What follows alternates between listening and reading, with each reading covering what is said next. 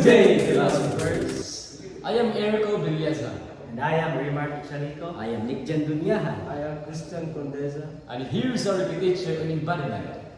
So here's the question confronted by the excerpts is that how do we reconcile the various aspects of human existence, including the physical and spiritual dimensions?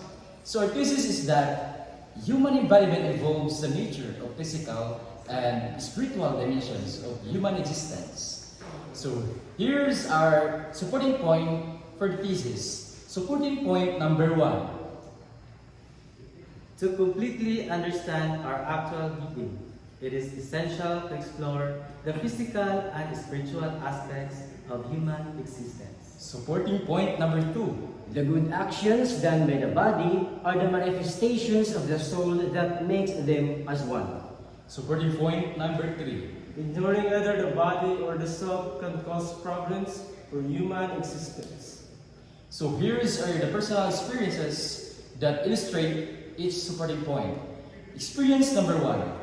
When I think that I do my best in my studies and as a servant of God, it helps me truly understand that my purpose here on earth is to be man for others. Experience number 2. When I began serving in the church and knowing more about God, I also realized that those actions are manifestations of my soul. Experience number 3. Few years ago, I did not get enough sleep and eat properly because I spent too much time with gadgets. As a result, I feel weak and unable to concentrate during class, and I experience mood swings, irritability, and difficulty thinking, especially during classroom activities. And our objection to each supporting point. Objection number 1. Some might argue that people can fully understand themselves by just focusing on either their body or spirit, as personal preferences and beliefs differ. Objection number 2. Not all activities that the body does are related instantly to the dimension of the soul, like the usual routine we do. Those tasks are not always related to the desire of the soul. Objection number 3. The self controls the body, and the body is the instrument of the self to engage in various activities.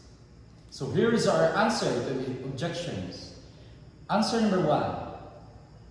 Thinking about the body and spirit helps us understand more, respecting different views and enriching our life experiences. Answer number 2. So the soul and the body are one. So if the body is working, the soul is also working also.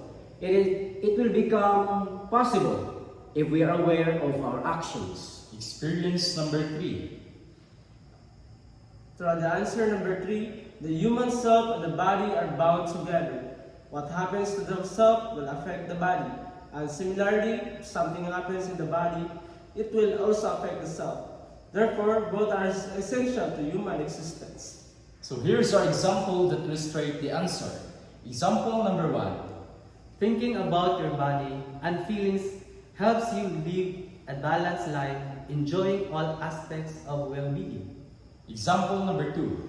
When we work with our body, it works together with the soul. It is just that we are not conscious of what we are doing, because once we become aware, we will only do the good for all. Example number 3. When you feel stressed or worried, a lot because of work or other things, that's the self.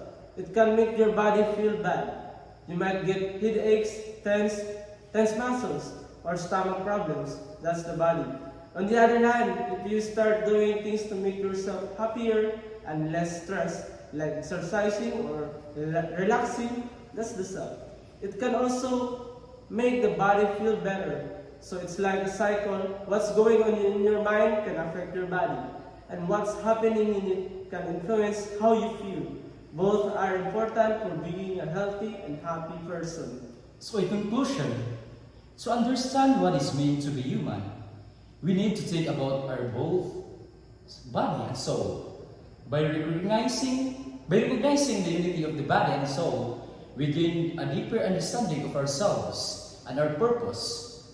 Well, objection will arise regarding the necessity of considering both dimensions. Understanding the interconnectedness of the body and the soul guides a holistic perspective, enriching our lives and allowing for a balanced approach to well-being.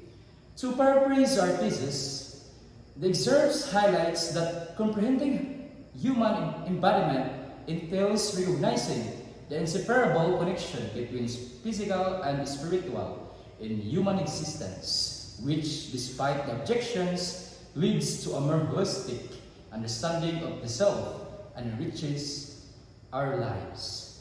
So our insight of the answers. Insight number 1.